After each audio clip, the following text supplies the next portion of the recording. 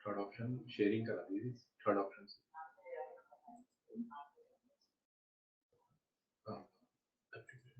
सही। बच्चों से कंफर्म कर लेना ऑडिबल या विजिबल। बच्चों आवाज आ रही है?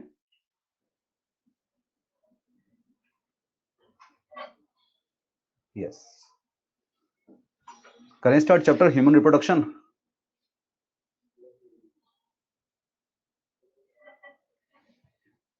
चलिए तो स्टार्ट करते हैं ह्यूमन रिप्रोडक्शन। बड़ा आसान सा है चैप्टर, लेकिन इंपॉर्टेंट बहुत है ना? तो कनेक्ट रहिएगा मेरे साथ, करें स्टार्ट। बच्चों ह्यूमन रिप्रोडक्शन के अंदर सबसे पहले मैं दो बात बता दूंगा आपको ना।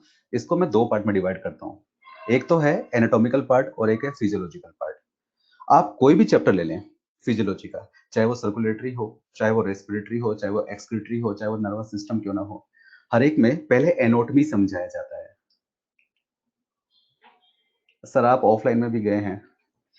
बिल्कुल। देखो सुनिए मेरी बात, अपने टॉप चैप्टर जो है स्टार्ट करते हैं। अपने पास टाइम पीरियड जो है वो कम है और कंटेंट जो है वो अच्छा है। चैप्टर से क्वेश्चंस भी जो हैं वो अच्छे खासे आते हैं, है ना? 4 से 5 क्वेश्चन आते हैं और मेरे इन बच्चों का एक भी क्वेश्चन गलत नहीं होना चाहिए, मैं ये चाहता हूँ, है ना? तो अपने क्वेश्चंस को भी अपने इसको वेटेज लेंगे सारे। एनसीईआरटी को अपने को मेन फोकस में लेनी है, लेकिन अपने सीक्वेंस रखेंगे मॉड्यूल से, ठीक है? पीपीटी आप लोगों के लिए सामने तैयार की है, पीपीटी तैयार की हुई मेरी है और बहुत इजी चैप्टर है। अब चैप्टर एक बार फिर से स्टार्ट करते हैं, कनेक्ट होइएगा मेरे साथ। देखो क्या होता है, किसी भी फिजियोलॉजी के चैप्टर के अंदर दो पोर्शन होते हैं, एक होता है एनाटॉमिकल पोर्शन और एक होता है फिजियोलॉजिकल पोर्शन। एनाटॉमिकल पोर्शन जो होता है बच्चों, उसमें हम स्ट्रक्चर्स के बारे में बताते हैं उस पर्टिकुलर चैप्टर के। जैसे जैसे अगर डाइजेस्टिव सिस्टम लेते हैं तो हम बात करते हैं ना कि हमारी एलिमेंट्री कैनाल की स्ट्रक्चर कैसी है, उसकी हिस्टोलॉजी कैसी है। इसी तरह जब हम रिप्रोडक्टिव सिस्टम की बात करेंगे तो यहाँ पर भी हम स्टार्टिंग के अंदर एनाटॉमी को समझेंगे। हम देखेंगे कि डिफरेंट डिफरेंट मेल स्ट्रक्चर्स कैसी हैं, डिफरेंट डिफरेंट फीमेल स्ट्रक्चर कैसी हैं। और एनाटॉमी वाला पार्ट जो है वो बहुत आसान है, क्योंकि उसमें क्वेश्चंस बनते ही नहीं है। उसमें क्वेश्चंस क्या होगा भाई, जो है वो तो बस अपने को समझनी है स्ट्रक्चर क्या है। जो चैप्टर स्टार्ट होता है ना बेसिकली, जहां पर मजा आता है पढ़ने और पढ़ाने के अंदर, वो आता है फिजियोलॉजी वाले पार्ट के अंदर, जहां पर अपने गैमेटोजेनेसिस स्टार्ट करेंगे, स्पर्मेटोजेनेसिस, oogenesis, फिर अपने स्टार्ट करेंगे development of graphene follicle and फिर स्टार्ट करेंगे अपने मेंस्ट्रुअल साइकिल। ये जो चैप्टर का कोर पार्ट आएगा इसे हम बोलते हैं फिजियोलॉजी वाला पार्ट। आज अपने जो है स्टार्ट करेंगे एनाटॉमिकल वाले पार्ट से। आइए देखें, आपके सामने जो स्लाइड है वो बता रहा है डेवलपमेंट ऑफ रिप्रोडक्टिव सिस्टम। आपको पता है एक अर्ली एम्ब्रियोनिक स्टेज के अंदर जब एम्ब्रियो 6th-7th वीक का होता है, तब उसके अंदर पोटेंशियल होता है कि वो मेल के अंदर भी डेवलप हो जाए, वो फीमेल के अंदर भी डेवलप हो सके। यानी कि वो सारी स्ट्रक्चर्स उनके अंदर प्रेजेंट है जो कि मेल रिप्रोडक्टिव स्ट्रक्चर्स को बनाती हैं, वो डक्ट भी प्रेजेंट है जो कि फीमेल रिप्रोडक्टिव स्ट्रक्चर्स को बनाती है। देखिए क्या हुआ, आप एक बात जानते हैं कि रिप्रोडक्टिव ऑर्गन्स और एक्सक्रीटरी ऑर्गन साथ साथ ही रन करते हुए दिखाई देते हैं, राइट? अब इसी में अगर हम देखें कि जो एड्रिनल ग्लैंड है उसके आसपास जो था वहां पर एक गोनाडल रिज डेवलप होती हुई दिखाई देती है। बच्चों फोकस करना स्लाइड के अंदर, जहां पर मैं रेड एरो इंडिकेट करता हुआ दिखाई दे रहा हूं। ये वाला पार्ट है मीजोनेफ्रोस।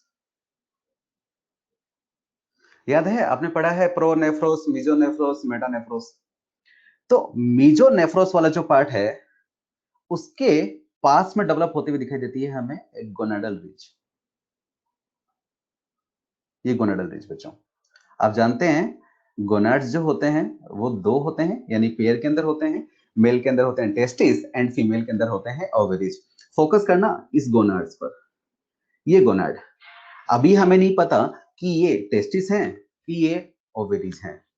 मैं तो कह रहा हूं अर्ली एम्ब्रियोनिक स्टेज है, यानी कि जो 9 मंथ का पीरियड होता है उसके अंदर हम अर्ली वीक ले रहे हैं, यानी कि 5th-6th वीक की बात कर रहे हैं। अब उस केस में हो क्या रहा है, आप देखें गोनाड्स जो हैं ये अनडिफरेंशिएटेड है और इन गोनाड्स के पास में हमें दो स्ट्रक्चर दिखाई दे रही हैं पेयर के अंदर। वन, ये इसका पेयर फॉर्म यहां पर वन, दूसरी ये इसका पेयर फॉर्म यहां पर हमारे पास। ये जो 1 नंबर जो आपको डक्ट दिखाई दे रही है, 1 नंबर जो पेयर में आपको डक्ट दिखाई दे रही है बच्चों, इस डक्ट को हम बोलते हैं वुल्फियन डक्ट, जिसका एक नाम और आपको याद रखना है, मेसोनेफ्रिक डक्ट। वुल्फियन डक्ट अगर डेवलप होती है तो वो मेल स्ट्रक्चर्स को बनाती है, यानी कि epididymis, was difference, seminal vesicle, ejaculatory duct. इसे हम शॉर्टली देखेंगे भी सही कि ये स्ट्रक्चर्स कहां पर हैं। मैं सिंपल सा भी इतना कहना चाह रहा हूं कि गोनाड्स जो हैं वो पेयर में है, और इन गोनाड्स के पास 2 डक्ट हैं हमारे पास। एक तो है वुल्फियन डक्ट, जिसे हम मेसोनेफ्रिक डक्ट कहते हैं, जो कि मेल स्ट्रक्चर्स के लिए रेस्पॉन्सिबल होती है, और दूसरी इस मेसोनेफ्रिक डक्ट के पैरेलल में आपको रन होते हुए दिखाई देती है 2 नंबर वाली डक्ट। इसे आप बोलते हैं पैरामेसोनेफ्रिक डक्ट। पैरामेसोनेफ्रिक डक्ट का बच्चों एक नाम और भी है, जिसे हम बोलते हैं मुलेरियन डक्ट। अगर मुलेरियन डक्ट डेवलप होगी तो ये जो स्ट्रक्चर बना के देंगी, इसे हम बोलेंगे फीमेल रिप्रोडक्टिव स्ट्रक्चर। ये हमें फेलोपियन ट्यूब, यूट्रस एंड वेजाना को फॉर्मेशन करते हुए दिखाई देगी बच्चों।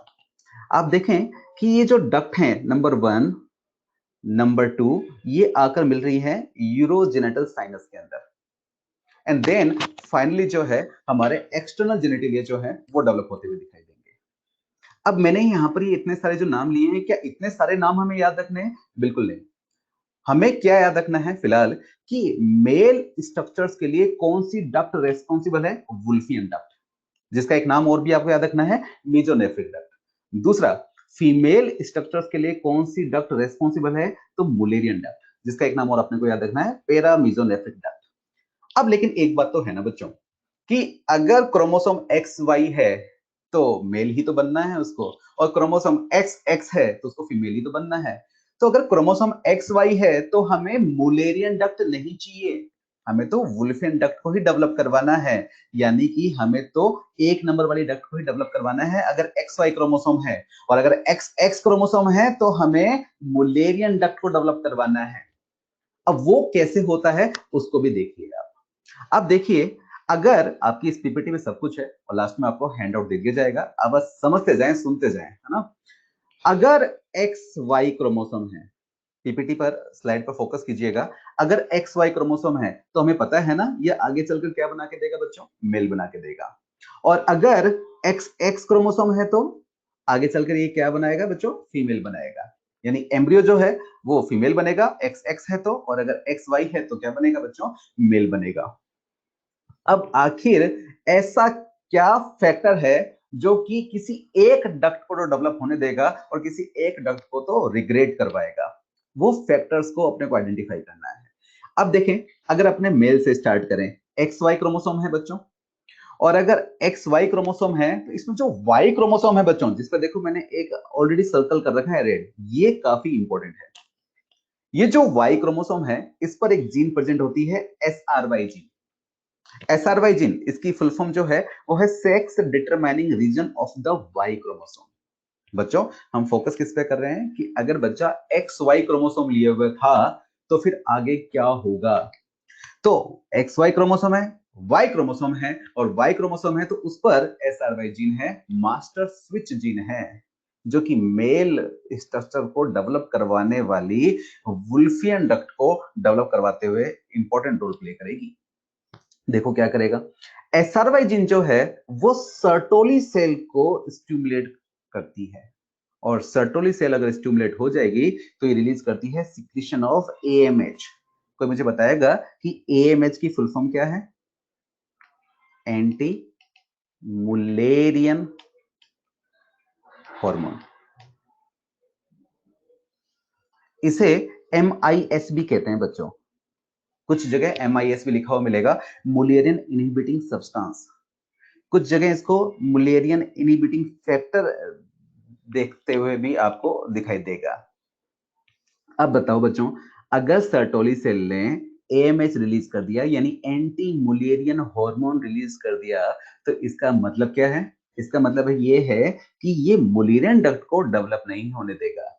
तो मेल के अंदर मुलेरियन डक्ट क्या होना शुरू हो जाएगी? रिग्रेट होनी शुरू हो जाएगी, और मेल के अंदर मुलेरियन डक्ट अगर रिग्रेट होती है तो उस रिग्रेशन से बनती कौन सी स्ट्रक्चर है, वो एक क्वेश्चन बनता है हमारे पास।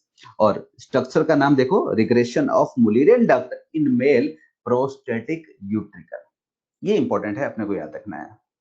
फिलहाल सिर्फ स्ट्रक्चर की जो नाम है वो अपने को याद रखना है। इसके बाद अगर बात करें तो अभी तो क्या हुआ है, हमारे पास एक फंक्शन परफॉर्म हुआ है, हमने मुलेरियन डक्ट को क्या कर दिया है, रिग्रेड कर दिया है। अभी हमने हमारी वुल्फियन डक्ट को डेवलप थोड़ी ना करवाया है, अब हमारी वुल्फियन डक्ट भी तो डेवलप होनी चाहिए। अब वुल्फियन डक्ट को डेवलप करवाने के लिए हमें चाहिए बच्चों टेस्टोस्टेरोन। क्या चाहिए, टेस्टोस्टेरोन। और बच्चों टेस्टोस्टेरोन का सोर्स आप भी जानते हैं, वो होती है लेडिक सेल।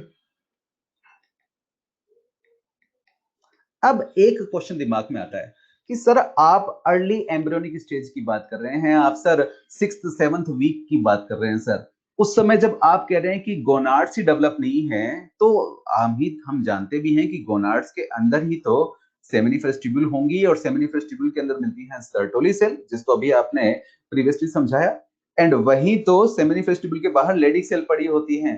तो क्या ये लेडिक सेल और सर्टोली सेल डेवलप हो गई? बिल्कुल सही क्वेश्चन है। ये लेडिक सेल और सर्टोली सेल जो है अभी डिफरेंशिएटेड स्ट्रक्चर नहीं है, इन्हें हम बोलते हैं primitive Leydig cell, primitive Sertoli cell. अब क्या होगा, जो ये लेडिक सेल है इससे हमें टेस्टोस्टेरोन निकलवाना है, और टेस्टोस्टेरोन निकलवाना है तो ये टेस्टोस्टेरोन क्या करेगा, हमारी वुल्फियन डक्ट को डेवलप करवाएगा। लेकिन टेस्टोस्टेरोन निकलवाने के लिए हमें लेडिक सेल को स्टिमुलस तो देना पड़ेगा ना, और इसको स्टिमुलस देने के लिए हमारे पास एक हार्मोन है, और वो हार्मोन आप जानते हैं, नॉर्मली हम बात करते हैं एलएच की, कि एलएच आता है पिट्यूटरी ग्लैंड से एंड वो लेडिक सेल को स्टिमुलेट करता है। नहीं बच्चों, हम बात कर रहे हैं अर्ली एम्ब्रियोनिक स्टेज की, और अर्ली एम्ब्रियोनिक स्टेज के अंदर जो हार्मोन होता है वो होता है हमारे पास एससीजी।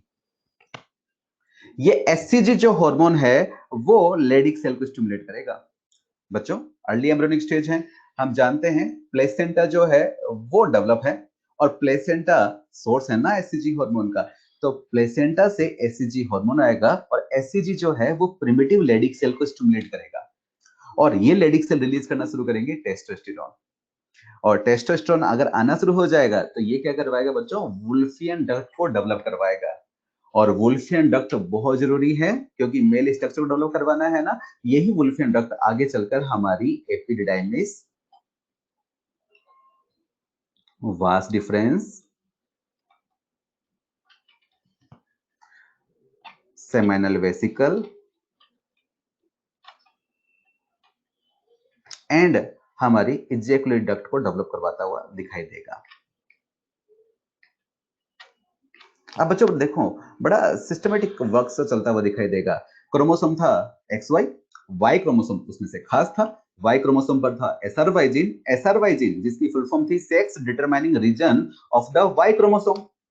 इसने क्या किया, सर्टोली सेल को स्टिमुलस दिया, और ये सर्टोली सेल कौन सी थी, ये प्रिमिटिव सर्टोली सेल थी। सर्टोली सेल अगर इंड्यूस्ड हो गई तो इन्होंने रिलीज किया एंटी मुलेरियन हार्मोन। हमें क्योंकि मेल डक्ट को डेवलप करवाना है, यानी हमें तो वुल्फियन डक्ट चाहिए, हमें तो मुलेरियन डक्ट चाहिए ही नहीं, तो ये एंटी मुलेरियन हार्मोन क्या करेगा, मुलेरियन डक्ट को क्या करवा देगा, रिग्रेट करवा देगा। और मेल के अंदर अगर मुलेरियन डक्ट अगर रिग्रेट हो गई है, रिग्रेशन अगर उसकी फॉर्म है, तो रिग्रेशन फॉर्म को भी अपने को याद रखना है, और वो रिग्रेशन फॉर्म है प्रोस्टेटिक यूट्रिकल। उधर ऑन द अदर हैंड हमें हमारी वुल्फियन डक्ट को डेवलप भी तो करवाना है मेल के अंदर, और वुल्फियन डक्ट को डेवलप करवाने के लिए जो हमारे पास हार्मोन आता हुआ दिखाई देगा, वो हार्मोन आता हुआ दिखाई देगा एससीजी हार्मोन, और ये एससीजी हार्मोन आएगा कहां से, प्लेसेंटा से। प्लेसेंटा से एससीजी हार्मोन आएगा, एससीजी लेडिक सेल को स्टिमुलेट करेगा, और लेडिक सेल रिलीज करेगा टेस्टोस्टेरोन, जो कि हम जानते हैं एक एंड्रोजन है, और ये एंड्रोजन जो है देन वुल्फियन डक्ट को डेवलप करवाएगा, और वुल्फियन डक्ट डेवलपमेंट से बनेगी epididymis, vas deferens, seminal vesicle and ejaculatory duct. इसके अलावा बच्चों अगर आपको थोड़ा बहुत अगर आइडिया हो, तो हमारे पास एक ग्लैंड तो मैंने यहाँ पर ले ली, सेमिनल वेसिकल, हमारे पास दो और भी तो हैं, prostate gland and Cowper gland. Male के अंदर अगर हम बात करें तो prostate gland and Cowper gland जो है वो यूरेथ्रा की आउटग्रोथ से बनते हुए दिखाई देती है। अब एक बात और, मेल है, मेल के अंदर दूसरी भी तो स्ट्रक्चर्स है जिनको डेवलप करवाना है, यानी कि उसके अंदर पेनिस का डेवलपमेंट करवाना है, उसके अंदर स्क्रोटम का डेवलपमेंट करवाना है, एंड आप एक बात जानते हैं कि मेल के अंदर यूरेथ्रा जो होती है वो इलोंगेटेड होती है, भाई फीमेल के अंदर तो हम कहते हैं ना कि सिर्फ मेम्ब्रेनस यूरेथ्रा वाला तक पार्ट होता है, जबकि मेल के अंदर प्रोस्टेटिक यूरेथ्रा वाला पार्ट अलग डिफरेंशिएटेड है, मेम्ब्रेनस यूरेथ्रा भी है एंड पेनाइल यूरेथ्रा भी है, तो यूरेथ्रा का भी तो डेवलपमेंट करवाना है। तो अब इन डेवलपमेंट के लिए भी तो हमें एक फोर्स चाहिए बच्चों। तो इस फोर्स के लिए पता है क्या होता है, जो ये टेस्टोस्टेरोन है ना, जो लेडिक सेल से आया है, इस टेस्टोस्टेरोन को कन्वर्ट किया जाता है डाई हाइड्रो टेस्टोस्टेरोन के अंदर, एंड ये जो है देन मेल के सेकेंडरी सेक्सुअल कैरेक्टर को फर्दर डेवलप करवाएगा, यानी कि स्क्रोटम एंड पेनिस का डेवलपमेंट करवाता हुआ दिखाई देगा। जो एंजाइम होता है वो होता है 5 अल्फा रिडक्टेज। थोड़ा सा आउट ही चल रहे हैं अपने चैप्टर से, इतना जरूरी नहीं है, लेकिन फिर भी क्योंकि एक स्टार्टिंग पॉइंट है तो अपने इसको डिस्कस करते हैं डिटेल के अंदर। अच्छा, तो हमने क्या देखा मेल के अंदर, एक बार देखिए वापस समराइज करते हैं, क्योंकि अपने पीपीटी मोड से पढ़ रहे हैं तो अपने को डायग्राम जो है वो बने बनाए मिल रहे हैं, है ना। और अगर डायग्राम बने बनाए मिल रहे हैं तो हमें एक बार में यही याद हो जाए तो हम उस चीज को फोकस करते हैं। तो देखिए बच्चों, शुरुआत से वापस लेते हैं।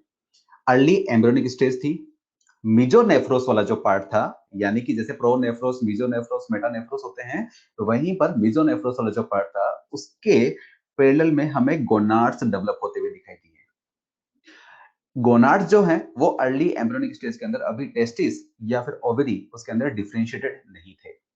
हम साथ में ये भी देखते हैं कि गोनाड्स के पैरेलल में चलते हुए हमें दो पेयर में डक्ट दिखाई देती है। वन पेयर तो होता है हमारा वुल्फियन डक्ट, जिसे हम बोलते हैं मीजोनेफ्रिक डक्ट भी। वुल्फियन डक्ट ये रेस्पॉन्सिबल होती है मेल स्ट्रक्चर्स के लिए। दूसरी जो डक्ट है वो है मुलेरियन डक्ट एंड पैरामीजोनेफ्रिक डक्ट, ये रेस्पॉन्सिबल होती है फीमेल स्ट्रक्चर्स के लिए। क्वेश्चन आना चाहिए कि सर क्रोमोसोम तो पहले से ही जो थे वो फिक्स हो चुके थे, या तो एक्स वाई क्रोमोसोम होगा या फिर एक्स एक्स क्रोमोसोम होगा, तो हमें तो कोई एक ही डक्ट चाहिए होगी ना सर।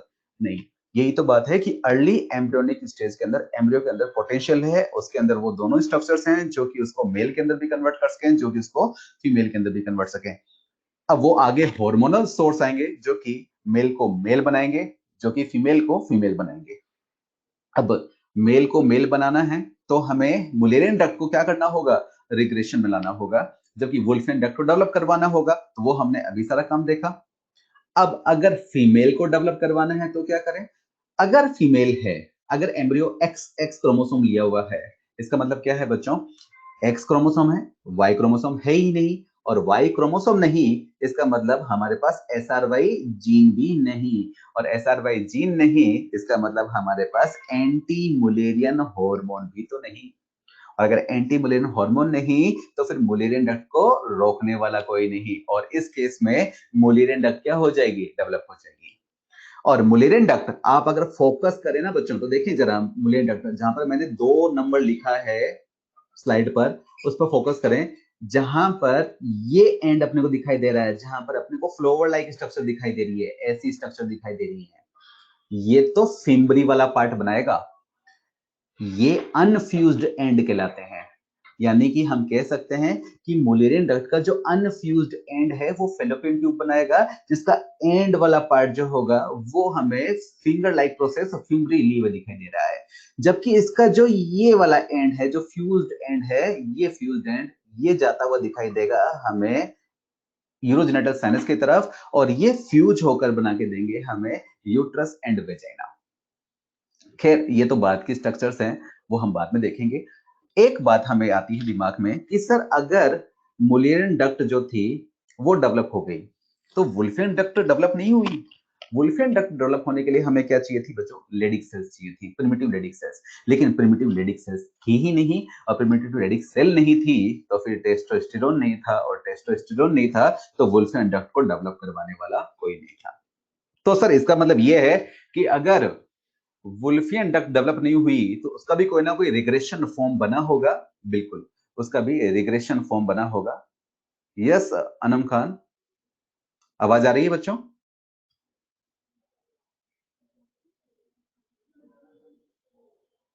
साउंड आ रहा है? ओके, देखिए बच्चों, ओके ओके ठीक है बच्चों, समझ में आ गया मुझे।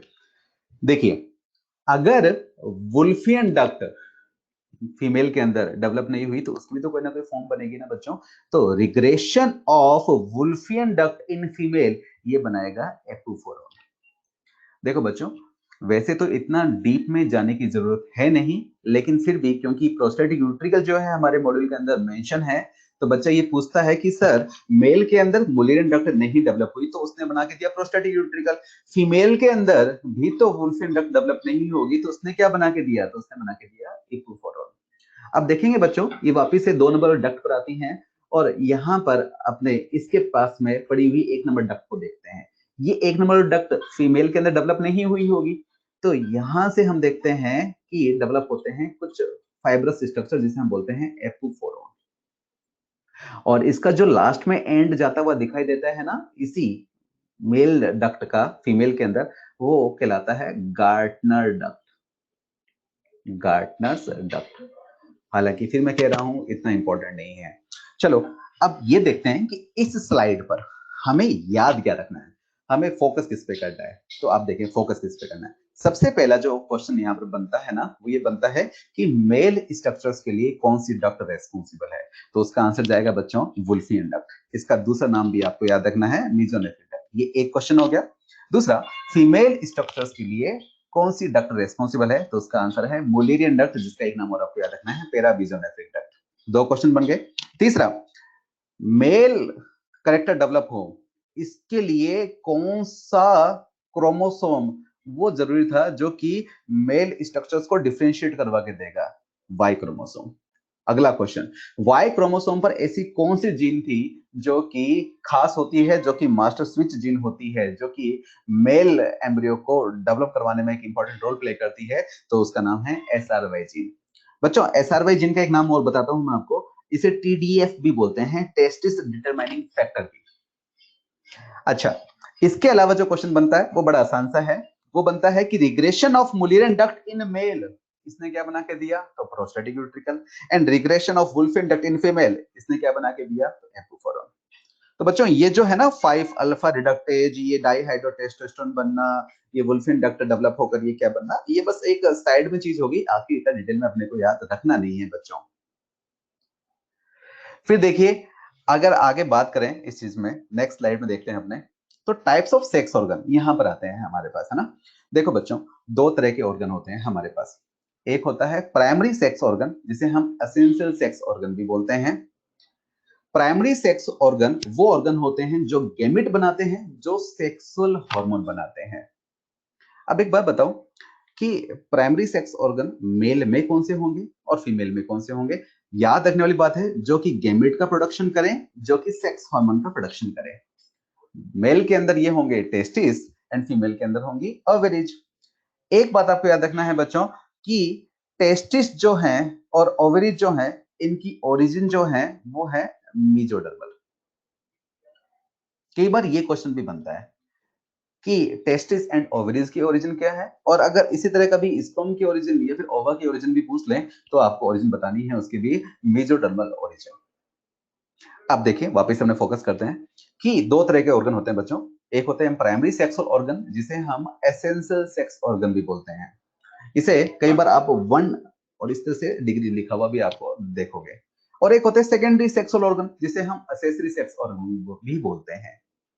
हम फोकस कर रहे हैं हमारे वर्ग फिलहाल प्राइमरी सेक्सुअल ऑर्गन पर। बच्चों प्राइमरी सेक्सुअल ऑर्गन वो ऑर्गन होते हैं जो गैमेट का प्रोडक्शन करते हैं, जो सेक्सुअल हार्मोन का प्रोडक्शन करते हैं। अगर मेल में बात करें तो होते हैं टेस्टिस, एंड फीमेल में बात करें तो होती हैं ओवरीज। टेस्टिस आप जानते हैं कि स्पर्मेटोजून का प्रोडक्शन करते हैं। अगर सिंगल फॉर्म है तो हम स्पर्मेटोजून बोलते हैं बच्चों, अगर प्लूरल फॉर्म है तो हम स्पर्मेटोजोआ वर्ड यूज करते हैं। इसी तरह हम जानते हैं टेस्टिस से जो मेन हार्मोन है, जो मेन मेल हार्मोन है, वो है एंड्रोजन टेस्टोस्टेरोन, वो भी यहीं से आता है। तो हमने कहा था ना कि प्राइमरी सेक्सुअल ऑर्गन वो होते हैं जो गैमेट का प्रोडक्शन करते हैं यानी कि स्पर्मेटोजून, जो कि सेक्सुअल हार्मोन का प्रोडक्शन करते हैं यानी कि टेस्टोस्टेरोन। फीमेल के अंदर ओवरीज हैं, ओवरीज सेम फंक्शन को परफॉर्म करेगी, गैमेट का प्रोडक्शन करेगी यानी कि ओवम का प्रोडक्शन करेगी। इसी तरह साथ ही साथ एस्ट्रोजन एंड प्रोजेस्टेरोन हार्मोन का भी प्रोडक्शन करेंगी। अब डिटेल में तो बहुत कुछ आएगा बच्चों, हार्मोन ही तो देखना है, चैप्टर है ही बड़ा खास जब हम फिजियोलॉजी में पढ़ेंगे। तो फिलहाल तो हम बात करें टाइप्स ऑफ सेक्स ऑर्गन की। आगे देखें बच्चों, दूसरे ऑर्गन होते हैं सेकेंडरी सेक्स ऑर्गन, जिसे हम एसेसरी सेक्स ऑर्गन भी बोलते हैं। और इन ऑर्गन का काम है जो प्राइमरी सेक्स ऑर्गन ने अपने प्रोडक्ट बनाए हैं ना, यानी कि गैमेट बनाए हैं, उन गैमेट को मिलवाने में हेल्प करना। यानी कि वो जो पैसेज जहां से ये गैमेट जाएंगे, जहां से आपस में मिलते हुए दिखाई देंगे, वो सारे पैसेज जहां से गैमेट हमें ट्रांसफर करते हुए दिखाई देंगे, वो हम रखेंगे हमारे सेकेंडरी सेक्सुअल ऑर्गन के अंदर बच्चों। तो देखें मेल के अंदर कौन कौन से होते हैं, तो हम बात करते हैं एपिडिडाइमिस, वास्ट डिफरेंस। इसके अलावा बच्चों हमारी जो मेल की जो ग्लैंड होती है, seminal vesicle, prostate gland, bulbo urethral gland, जिसका एक नाम और भी है काउपर ग्लैंड, साथ ही साथ पेनिस। ये सारी स्ट्रक्चर जो है वो सेकेंडरी सेक्सुअल ऑर्गन कहलाती हैं। देखो बच्चों, ग्लैंड जो है वो इंपॉर्टेंट है, ग्लैंड भी हमने किस में रखी है, सेकेंडरी सेक्सुअल ऑर्गन, क्योंकि बच्चों इन ग्लैंड से भी वो फैक्टर्स आते हैं जो कि इन गैमेट्स को एक्टिव बनाते हैं। और हम तो कह रहे हैं ना कि वो सारी स्ट्रक्चर्स जो कि गैमेट को आगे फर्दर जो है वो असिस्ट करते हुए दिखाई दें, उसे हम किसे रखेंगे बच्चों, सेकेंडरी सेक्सुअल ऑर्गन के अंदर। वो पासेज और वो ग्लैंड्स जो मेल के अंदर है वो है सेकेंडरी सेक्सुअल ऑर्गन बच्चों। डिटेल में हम देखेंगे सेमिनल वेसिकल का क्या फंक्शन है, कहाँ इसकी लोकेशन होती है, प्रोस्टेट ग्लैंड की क्या फंक्शन है, बल्बो यूरेथ्रल ग्लैंड का क्या फंक्शन है, डिटेल में हम देखेंगे। इसके अलावा फीमेल के अंदर अगर हम बात करें तो fallopian tube, uterus, vagina and female की भी ग्लैंड, जिसे हम बोलते हैं बार्थोलिन ग्लैंड। तो बड़ा सिंपल सा है, प्राइमरी सेक्सुअल ऑर्गन वो ऑर्गन थे जिन्होंने गैमेट का प्रोडक्शन किया, जिन्होंने सेक्सुअल हार्मोन का प्रोडक्शन किया। सेकेंडरी सेक्सुअल ऑर्गन वो ऑर्गन है जहां से हमें गैमेट ट्रांसफर होते हुए दिखाई देंगे, प्लस हम मेल एंड फीमेल की जो एसेसरी ग्लैंड्स है उनको भी सेकेंडरी सेक्सुअल ऑर्गन के अंदर इंक्लूड करते हैं। अब खास बात आती है बच्चों कि जो ब्रेस्ट होता है, यानी कि मेमोरी ग्लैंड जो है, वो आप किस में रखेंगे। तो बच्चों याद रखना, मेमोरी ग्लैंड जो है वो एक सेकेंडरी सेक्सुअल करेक्टर है, एक सेकेंडरी सेक्सुअल ऑर्गन नहीं बोलेंगे बच्चों, आप उसे एसेसरी सेक्स ऑर्गन नहीं बोलेंगे, वो एक सेकेंडरी सेक्सुअल करेक्टर है बच्चों। ये अपने को याद रखना है, ठीक है। कई बार ट्रू एंड फॉल्स स्टेटमेंट बनता है बच्चों, उसके अंदर वो बोलते हैं कि ब्रेस्ट जो है वो एक सेकेंडरी सेक्स ऑर्गन है, तो उसे आप गलत टिक करेंगे, वो एक रॉन्ग स्टेटमेंट है। ब्रेस्ट जो है वो एक सेकेंडरी सेक्सुअल करेक्टर है। हाँ ठीक है, हम बात करते हैं अगर एक बच्चे का डेवलपमेंट का, तो बच्चे का जो डेवलपमेंट होता है, हम 9 मंथ के बाद जबकि वो फर्स्ट मिल्क कोलोस्ट्रम ना ले ले, तब तक हम उस बच्चे का डेवलपमेंट एक परफेक्टली कंप्लीट नहीं मानते। तो मेमोरी ग्लैंड जो है वो इंपॉर्टेंट तो है, लेकिन वहां पर कोई गैमेट का ट्रांसफर का कोई ऐसा रोल नहीं आया था, गैमेट को नरिशमेंट का कोई ऐसा कोई रोल नहीं आया था, है ना। तो आपको एक बात याद रखनी है, ब्रेस्ट जो है यानी मेमोरी ग्लैंड जो है वो एक सेकेंडरी सेक्सुअल करेक्टर है बच्चों, वो सेकेंडरी सेक्सुअल ऑर्गन नहीं है, याद रखना बच्चों ना, सेकेंडरी सेक्सुअल करेक्टर है बच्चों। तो ये ट्रू फॉल्स स्टेटमेंट बनते हैं बच्चों, तो हमेशा ये पूछे जाते हैं, तो अपने को याद रखना है ना। इसके अलावा देखो, डेवलपमेंट ऑफ सेक्स ऑर्गन के बारे में बात की है, तो जैसे कि हमने बात कर दी थी कि इंट्रा यूट्राइन लाइफ के अंदर टेस्टिस एंड ओवरी जो है वो कहां से डेवलप किए गए थे, मेजोडर्म से। तो कई बार क्वेश्चन बनता है कि टेस्टिस की ओरिजिन कहां से होती है, मेजोडर्म से, ओवरी की ओरिजिन कहां से होती है, तो मेजोडर्म से, तो अपने को याद रखना है। खास बात, दोनों जो गोनाड्स हैं वो डेवलप कहां हुए थे, हमारे एब्डोमिनल कैविटी के अंदर, ठीक है। Eight the time of birth testis जो है वो डिसेंड डाउन हो जाते हैं इनटू स्क्रोटल सैक, स्क्रोटम। अभी हम आगे स्ट्रक्चर की बात करेंगे बच्चों, जब हम मेल रिप्रोडक्टिव सिस्टम को पढ़ना स्टार्ट करेंगे, तब हम वहां देखेंगे बच्चों कि मेल रिप्रोडक्टिव जो प्राइमरी सेक्सुअल ऑर्गन है वो रखा होता है एक एक्स्ट्रा एब्डोमिनल स्ट्रक्चर, एक एक्स्ट्रा एब्डोमिनल पाउच में, जिसे हम बोलते हैं स्क्रोटम। तो एनाटॉमी वाला पार्ट है, डिटेल में डिस्कस करना ही है हमें। हम ये भी जानते हैं कि स्क्रोटम में उसको इसलिए डिसेंड डाउन करवाया जाता है ताकि स्पर्मेटोजेनेसिस के लिए जो नेसेसरी टेम्परेचर है वो बॉडी के कोर टेम्परेचर से 2 से 2.5 डिग्री सेंटीग्रेड, 2 से 2.5 डिग्री सेंटीग्रेड जो है वो कम रिक्वायर्ड होता है। तो स्पर्मेटोजेनेसिस चल सके इसके लिए टेस्टिस को डिसेंड डाउन करवाया जाता है एब्डोमिनल कैविटी से स्क्रोटम के अंदर eight the time of birth, जबकि फीमेल के अंदर ओवरी जो है वो एब्डोमिनल कैविटी में ही डेवलप हुई एंड एब्डोमिनल कैविटी के अंदर ही वो रहती है। और यहाँ पर लिखा भी है ब्रेस्ट जो है वो is a secondary sexual character, not a secondary sexual organ बच्चों। इसके अलावा बच्चों देखिए मेल रिप्रोडक्टिव सिस्टम का एक डायग्राम दे रखा है एनसीईआरटी के अंदर। हमें यहाँ पर फिलहाल अभी फोकस करना है कि मेल का प्राइमरी सेक्सुअल ऑर्गन कौन सा है, तो बच्चों ये है टेस्टिस। डायग्राम पे फोकस करें।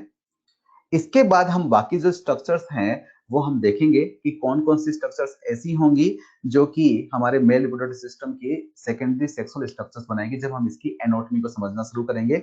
लेकिन अगर हम सेकेंडरी सेक्सुअल ऑर्गन को ढूंढना शुरू करें तो क्या यहाँ पर हमें सारे के सारे मिलते हैं सेकेंडरी सेक्सुअल ऑर्गन? देखिए जरा बच्चों, ये रही हमारी डक्ट जिसे हम बोल रहे हैं वास डिफरेंस। टेस्टिस से एपिडाइमस ये डेवलप होता हुआ दिखाई देगा। एपिडाइमस मेंशन नहीं कर रखा, मैं कर देता हूं यहाँ पर एपिडाइमिस।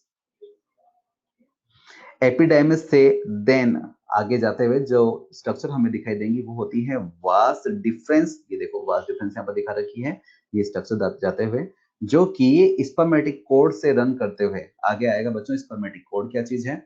एब्डोमिनल कैविटी के अंदर एंटर करती है। एब्डोमिनल कैविटी में एंटर कर ये देखें, ये जो स्ट्रक्चर है दैट इज यूरिनरी ब्लैडर।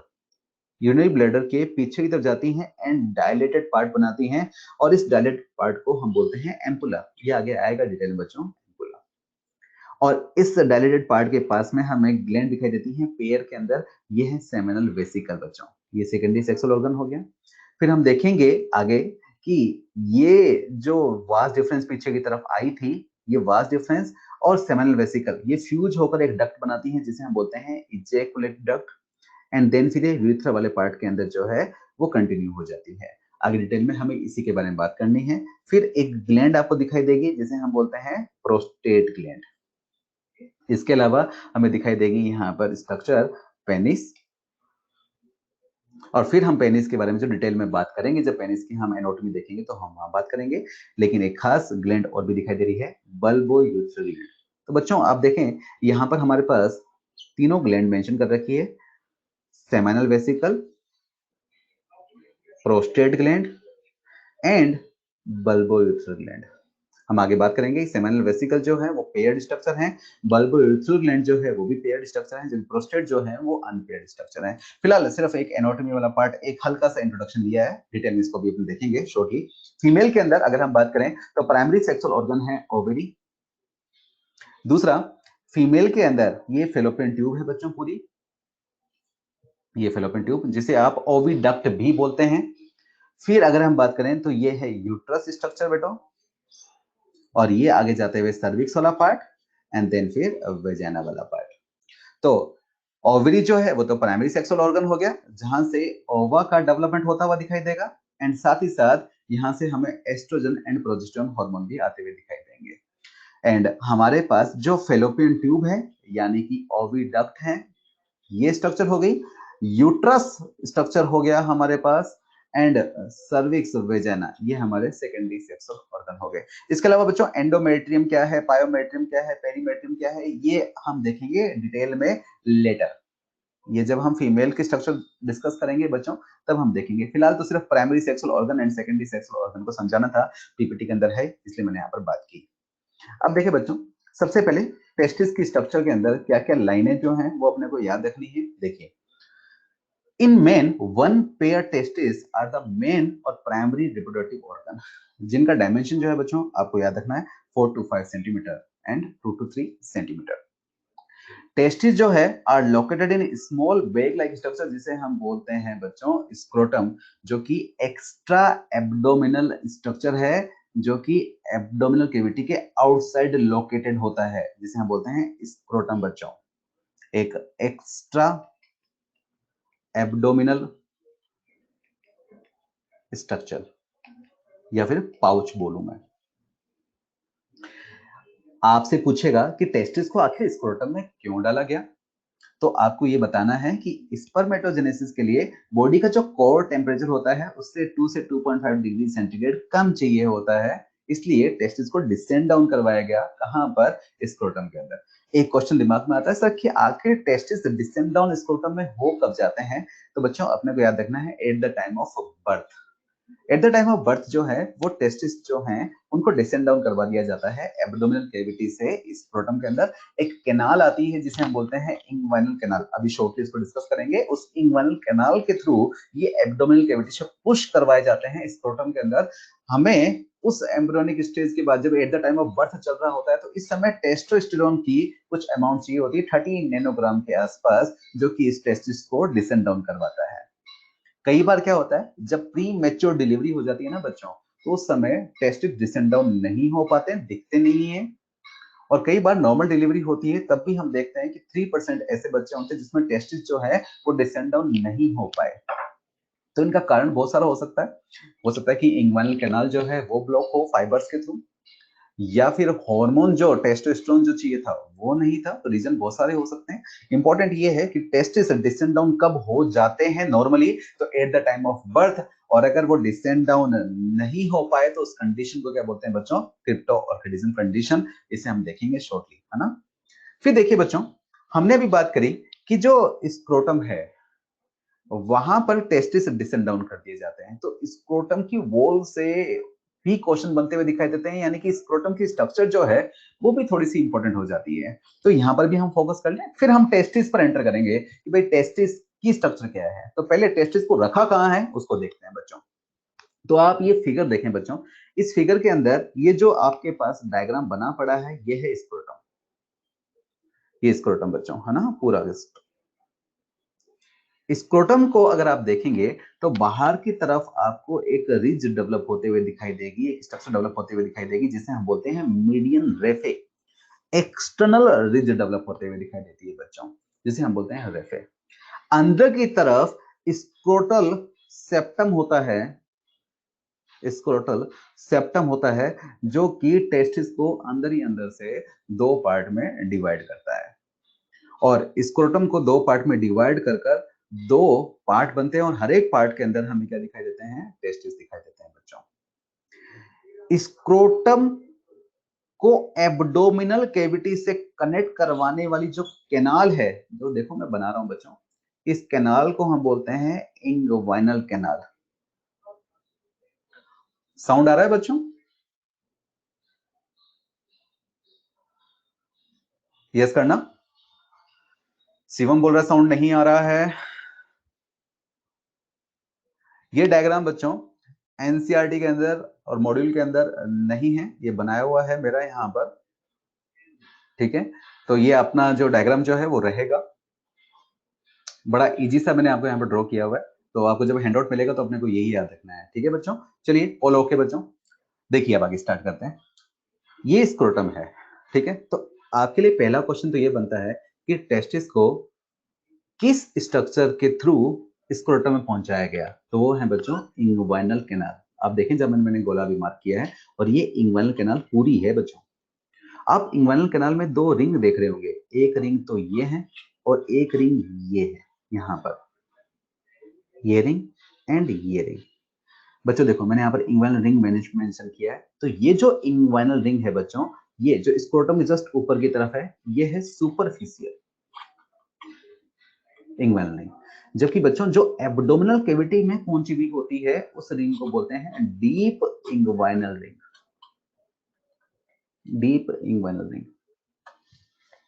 इसी इंगवाइनल कैनाल से टेस्टिस जो हैं वो स्क्रोटम के अंदर पहुंचाए जाते हैं। तो कई बार क्वेश्चन बनेगा कि स्क्रोटम को एब्डोमिनल कैविटी के साथ कनेक्ट करवाने वाली स्ट्रक्चर कौन सी है, तो उसका आंसर आएगा इंगवाइनल कैनाल। या फिर ये क्वेश्चन आ सकता है कि टेस्टिस जो है eight the time of birth abdominal cavity से स्क्रोटम में किस कैनाल के थ्रू पहुंचाए जाते हैं, तो इसे हम बोलते हैं इंगवाइनल कैनाल।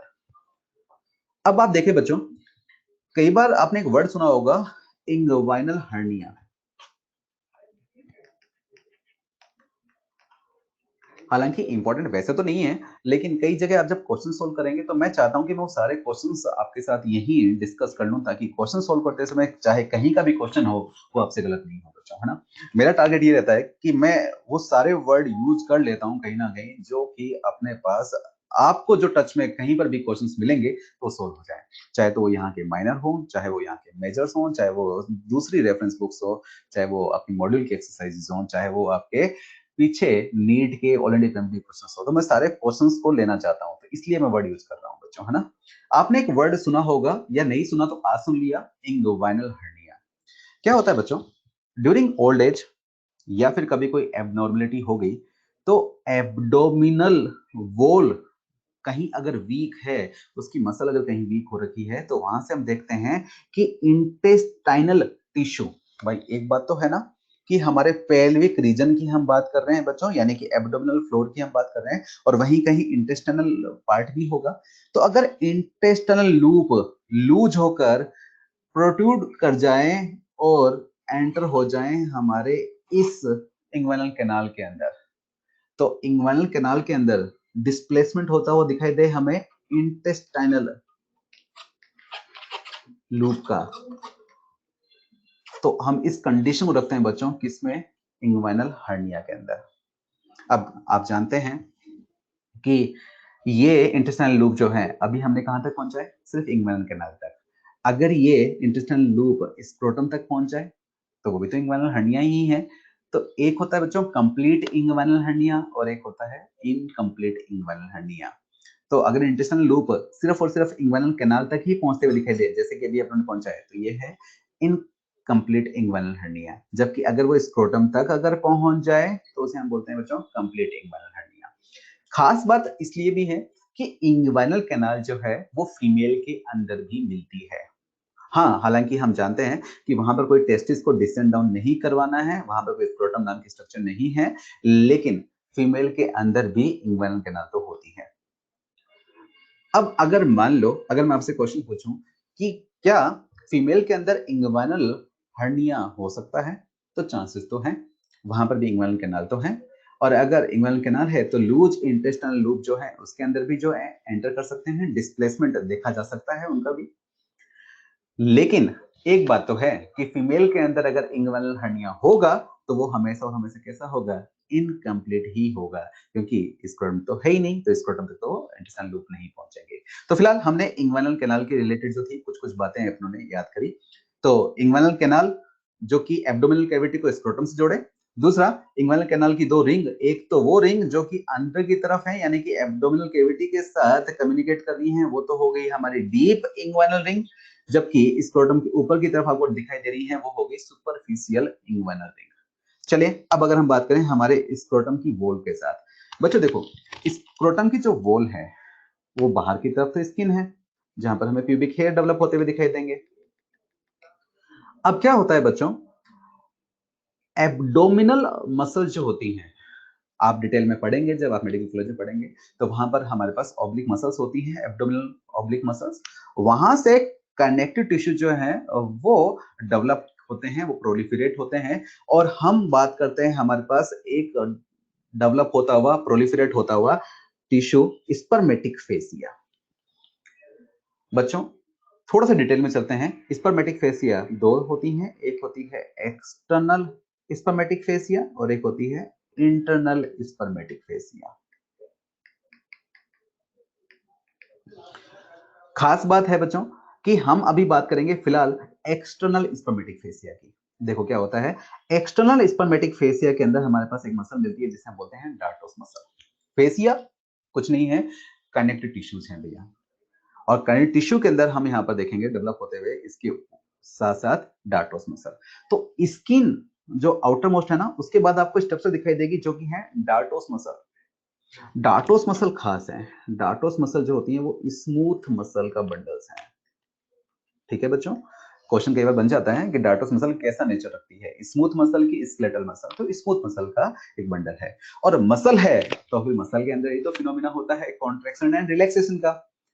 तो डार्टोस मसल यहां पर क्या रोल प्ले करती है पता है आपको, कि भाई हमने टेस्टिस को भेजा था स्क्रोटम के पास, वो इसलिए ताकि टेम्परेचर जो है वो हमें एक रेगुलेट मैनर में चाहिए था, एक फिक्स मैनर में चाहिए था। अब अगर बाहर की तरफ अगर विंटर हो तो, बाहर की तरफ कोल्ड कंडीशन हो तो क्या होगा, और अगर बाहर की तरफ अगर हॉट सीजन हो, हॉट वेदर होगा तो क्या होगा।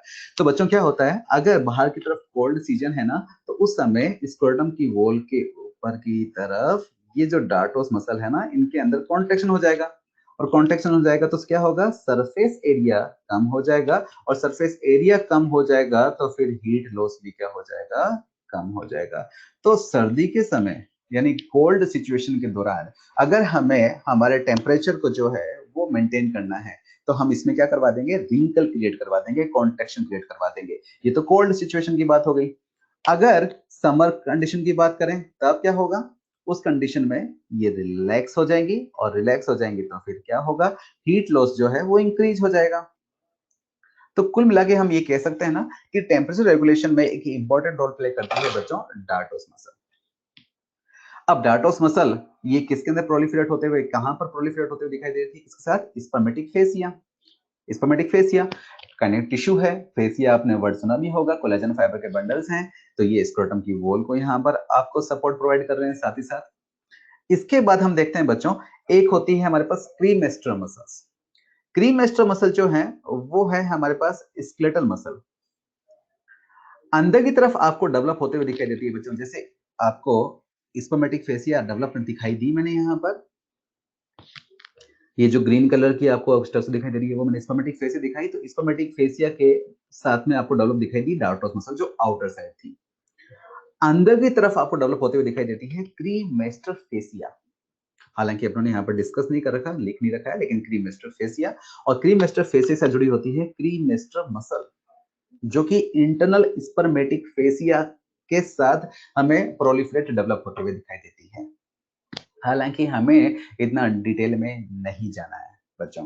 तो हमें क्या याद रखना है बच्चों, देखो सबसे बाहर की तरफ स्किन है, स्किन के अंदर आपको मिलेगी सबक्यूटेनियसली डार्टोस मसल, और डार्टोस मसल जो है वो टेम्परेचर रेगुलेशन में एक इंपॉर्टेंट रोल प्ले करेगी। उसके बाद हमें दिखाई देगी स्पर्मेटिक फेसिया, ये एक्सटर्नल स्पर्मेटिक फेसिया है जो कि डार्टोस मसल के साथ आपको दिखाई दे रही थी। इसके बाद आपको दिखाई देगा बच्चों क्रीमेस्टर फेसिया, हालांकि मैंने यहाँ पर डिस्कस नहीं किया, ना ही यहाँ पर मैंने मेंशन किया क्योंकि इंपॉर्टेंट है भी नहीं। हमें जो यहाँ पर इंपॉर्टेंट दिखाना है वो है दिखाना क्रीमेस्टर मसल। क्रीमेस्टर मसल जो है वो आपके यहाँ पर डेवलप होते हुए दिखाई दे रही है, और ये क्रीमेस्टर मसल जो है, ये क्रीमेस्टर मसल ये स्केलेटल मसल का एग्जांपल है।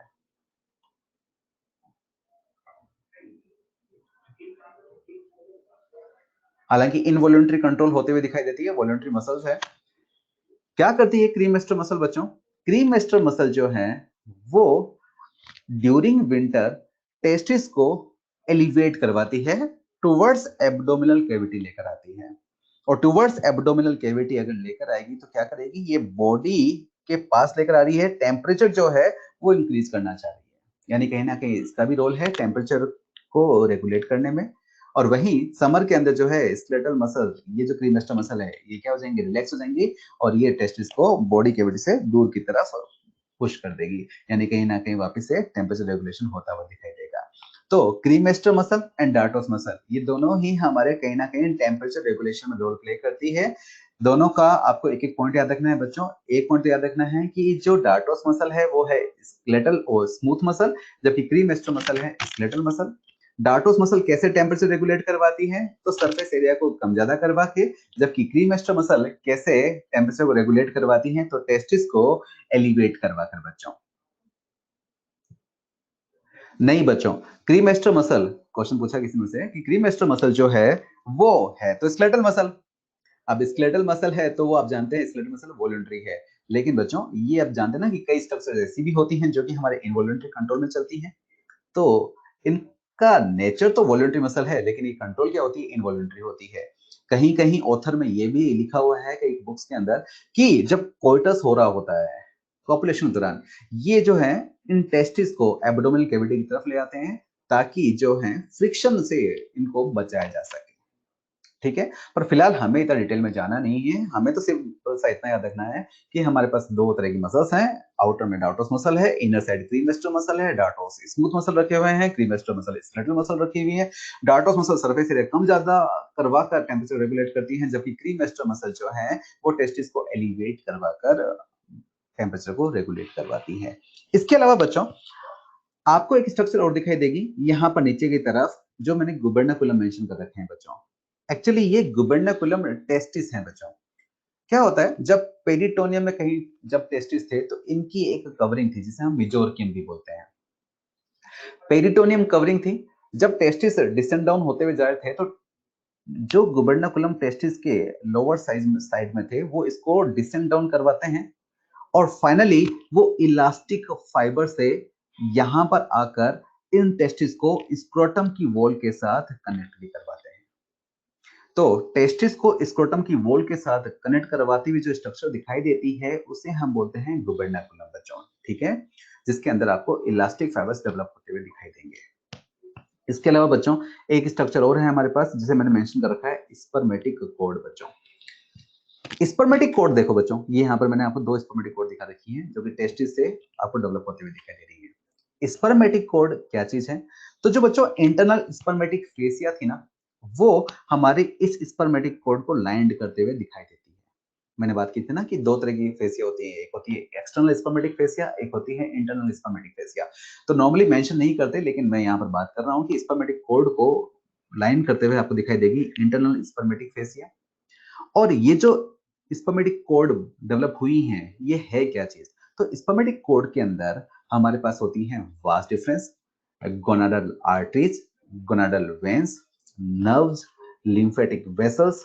आप जानते हैं ना बच्चों, टेस्टिस को हमने स्क्रोटम की तरफ पुश करवा दिया, लेकिन यहाँ पर भी तो ब्लड वेसल्स तो चाहिए होंगी, यहाँ पर भी तो आर्टरी चाहिए होंगी ताकि ऑक्सीजन एंड न्यूट्रिएंट्स जो है पहुंचाए जा सके, यहाँ पर भी तो वेन्स चाहिए होंगी जो कि टेस्टोस्टेरोन हार्मोन्स को वापस ब्लड सर्कुलेशन लाता हुआ दिखाई दे, हमारा जो यहाँ पर वेस्ट प्रोडक्ट्स बनेंगी उनको लाता हुआ दिखाई दे वापस से, यहाँ पर लिम्फेटिक वेसल्स भी आपको दिखाई देंगी जो कि हमारा इम्यून सिस्टम डेवलप करवाते हुए दिखाई देंगी, नर्व्स आपको यहाँ पर आते हुए दिखाई देंगी। साथ ही साथ टेस्टिस का जो प्रोडक्ट है जो कि स्पर्म था, उस स्पर्म को हम देखते हैं ना कि एपिडिडाइमिस से देन वास डिफरेंस आगे की तरफ लेके जाती है, तो वास डिफरेंस कहां पर पहुंचती है? हमारी एब्डोमिनल कैविटी में। तो वास डिफरेंस भी रन किसके अंदर करती है? इस स्पर्मेटिक कोड के अंदर करती है। तो स्पर्मेटिक कोड एक आप सिंपल से एक एग्जांपल ले सकते हैं बच्चों। हमने वो पेन देख रखे ना, उस पेन जिस पेन के अंदर 4-5 रिफिल होती हैं, वो ग्रीन, रेड, ब्लू, है ना? तो ऐसा ही वो पेन जो है वो पूरा स्पर्मेटिक कोड मान लो, एंड जो रिफिल्स हैं वो बहुत सारी स्ट्रक्चर्स होंगी, जैसे कि वास डिफरेंस होगी, गोनाडल ब्लड वेसल्स होंगी जिसके अंदर आर्टरीज एंड नर्व्स आएंगी, हमारे पास लिम्फेटिक वेसल्स आ गई हमारे पास यहाँ पर। तो कई बार आपसे क्वेश्चन पूछता है कि स्पर्मेटिक कोड के कंटेंट क्या क्या है, तो हमें एक कंटेंट जो है वो याद रखने हैं बच्चों, ठीक है? तो स्पर्मेटिक कोड है हमारे पास। इसके अलावा अंदर की तरफ डिवाइड करते हुए मैंने आपको पहले ही बता दिया कि स्क्रोटल सेप्टम है हमारे पास। तो ये जो पूरी की पूरी जो एनाटॉमी है, ये स्क्रोटम की एनाटॉमी है बच्चों। तो स्क्रोटम की एनाटॉमी को एक बार फिर से आप फोकस करें बच्चों, क्या है स्क्रोटम की एनाटॉमी के अंदर? तो स्क्रोटम को एब्डोमिनल कैविटी से कनेक्ट करवाने वाली स्ट्रक्चर कौन सी है बच्चों? इंग्वानल कैनाल। इंग्वानल हर्निया मेल और फीमेल दोनों के अंदर हो सकता है। फीमेल के अंदर सिर्फ इनकम्प्लीट इंग्वानल हर्निया दिखाई देगा। इंग्वानल हर्निया अगर आपसे पूछे तो क्या चीज है? तो लूज इंटेस्टाइनल लूप का डिस्प्लेसमेंट होते हुए हम देखते हैं इंग्वानल कैनाल के अंदर, तो उस कंडीशन को हम बोलते हैं इंग्वानल हर्निया। अभी हमारे लेवल पे हमें इतना ही याद रखना है। इसके अलावा हमें देखना है कि स्क्रोटम की जो वॉल है उसके अंदर कौन कौन सी स्ट्रक्चर है। तो स्किन जो आउटर मोस्ट है उसके बाद हमें पहले दिखाई देगी डार्टोस मसल। डार्टोस मसल कैसी नेचर की है? स्मूथ मसल, और टेम्परेचर रेगुलेशन में रोल प्ले करती है अपने सरफेस एरिया को कम ज्यादा करवाकर। उसके नीचे स्पर्मेटिक फेसिया है जो कि स्क्रोटम की वॉल को सपोर्ट कर रही है। इसके बाद हमारे पास क्रीमेस्टर फेसिया होती है और उसके साथ जुड़ी हुई क्रीमेस्टर मसल होती है। हमें क्रीमेस्टर मसल पे फोकस करना है बच्चों। क्रीमेस्टर मसल जो है वो स्केलेटल मसल का बंडल है जो कि टेस्टिस को एलिवेट करवाती है। ये भी आपके कोल्ड एंड समर सिचुएशंस को कहीं ना कहीं लेकर चलती है ताकि आपका अंदर स्पर्मेटोजेनेसिस प्रोसेस जो चल रहा है वो अफेक्टेड ना हो। इसके अलावा मीडियन रेफे जो स्क्रोटम को बाहर से लाइन करते हुए जो स्ट्रक्चर दिखाई देती है वो मीडियन रेफे है, और अंदर ही अंदर से स्क्रोटम को डिवाइड करने वाला जो सेप्टम है वो है स्क्रोटल सेप्टम। बात समझ में आई बच्चों? इसके बाद अगर हम देखें तो कुछ लाइनें लिखी हुई है, वो लाइनें पढ़ लेते हैं। During embryonic stage testis develop in abdominal cavity but they descend to reach the scrotum at the time of birth. Normal पूछेगा कि टेस्टिस को डिसेंड डाउन कब करवा दिया जाता है? तो बर्थ के समय पर। अगर टेस्टिस डिसेंड डाउन ना हो पाए तो उस कंडीशन को क्या बोलते हैं बच्चों? तो क्रिप्टो ऑर्किडिज्म बच्चों। क्रिप्टो ऑर्किडिज्म वो कंडीशन होती है जबकि टेस्टिस जो है वो बर्थ के बाद बच्चे के स्क्रोटम में ना पहुंच पाए। इसके रीजन मैंने आपको बताया कि हार्मोनल, क्योंकि टेस्टोस्टेरोन चाहिए होता है, एंड्रोजन चाहिए होता है जो कि पुश करवाता है, या फिर इंग्वानल कैनाल जो है वो ब्लॉक हो रखी हो। आमतौर पर प्री मेच्योर जो डिलीवरी होती है बच्चों, उनके अंदर हम देखते हैं कि टेस्टिस जो है वो डिसेंड डाउन नहीं हो पाते, और नॉर्मल डिलीवरीज में भी हम देखते हैं कि 3-4% ऐसे बेबीज होते हैं जिनके अंदर स्क्रोटम में टेस्टिस नहीं पहुंच पाते हैं। तो फिर क्या करें? तो इन अनडिसेंडेड टेस्टिस को स्क्रोटम के अंदर लेकर आना बाय सर्जिकल प्रोसेस, इसे हम बोलते हैं बच्चों ऑर्कियोपेक्सी।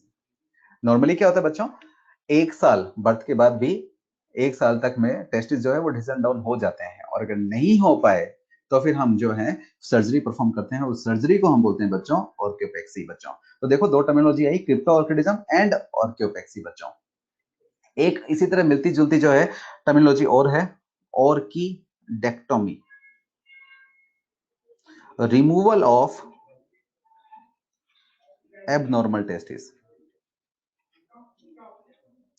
अब बच्चों क्या होता है, अगर टेस्टिस जो है वो डिसेंड डाउन नहीं हो पाए, तो टेस्टिस जो है वो एब्डोमिनल कैविटी में रह गए, और एब्डोमिनल कैविटी में हाई टेम्परेचर में जो सेल्स स्पर्मेटोजेनेसिस को परफॉर्म करती, और जो आगे प्यूबर्टी में हम देखते हैं डिटेल में, तो वो सेल्स क्योंकि उस टेम्परेचर में सर्वाइव नहीं कर पाएंगी, तो हम देखते हैं कि टेस्टिस जो है उसके अंदर सेल्स जो हैं वो डिस्ट्रक्ट होनी शुरू हो जाती हैं, और जब सेल्स जो हैं वो मरना शुरू हो जाए तो फिर मैलिग्नेंसी आनी शुरू हो जाती है बच्चों। तो हम कहते हैं कार्सिनोजेनिक कंडीशन हो जाती है, और एबनॉर्मल टेस्टिस को बॉडी से बाहर निकालना, इसे हम बोलते हैं बच्चों ऑर्किडेक्टोमी।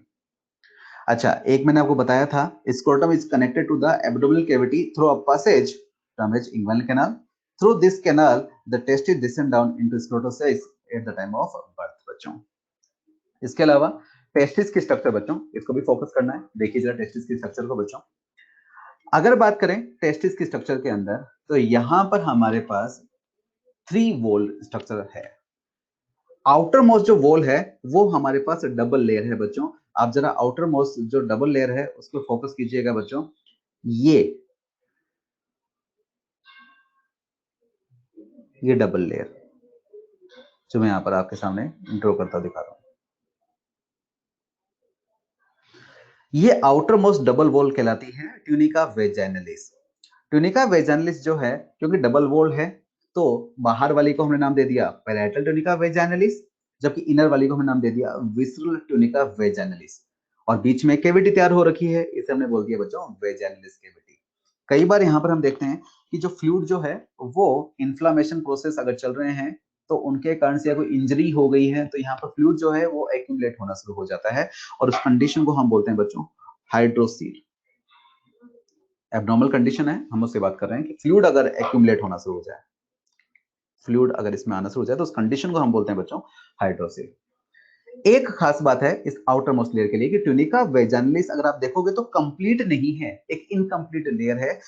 पीछे की तरफ से अगर स्क्रोटम को देखें, तो पीछे की तरफ से जो, अगर मैं इस तरह से अगर आप देख पा रहे हैं अगर फिगर को, तो पीछे की तरफ से ये इनकम्प्लीट होती है, पोस्टीरियर बाउंड्रीज जो है वो ट्यूनिका वेजाइनलिस कवर नहीं करती है। डोर्सल साइड ऑफ टेस्टिस जो है वो ट्यूनिका वेजाइनलिस जो है वो कवर नहीं करती। तो कई बार आपसे ये भी क्वेश्चन पूछेगा कि टेस्टिस की जो इनकम्प्लीट कवरिंग है वो कौन सी है, तो वो है हमारी ट्यूनिका वेजाइनलिस। किस तरफ से कवर नहीं करती, तो पोस्टीरियर साइड से कवर नहीं करती बच्चों, डोर्सल साइड से कवर नहीं करती।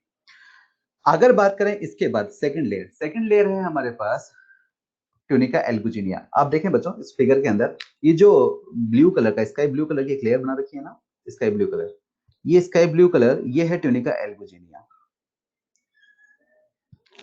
ट्यूनिका एल्बुजिनिया, और ट्यूनिका एल्बुजिनिया ये व्हाइट फाइब्रस कनेक्टिव टिश्यू से बनी हुई लेयर है हमारे पास। अगर मैं एक हल्का सा डायग्राम आप लोगों के लिए बना के दूं इजी सा, तो ये तो हो गई हमारी आउटर मोस्ट लेयर, जिसे हमने नाम दिया ट्यूनिका वेजाइनलिस। बाहर वाली कैसी होगी, पैराइटल ट्यूनिका वेजाइनलिस, जबकि अंदर वाली कैसी होगी, विसरल ट्यूनिका वेजाइनलिस। इसके बाद बच्चों अगर हम बात करें, अंदर जो लेयर दिखाई दे रही है, मैं कलर चूज करने की कोशिश करता हूं आपके लिए, ये है हमारे पास ट्यूनिका एल्बुजिनिया। आप देखें ये ब्लू कलर में ड्रॉ कर रहा हूं, ट्यूनिका एल्बुजिनिया।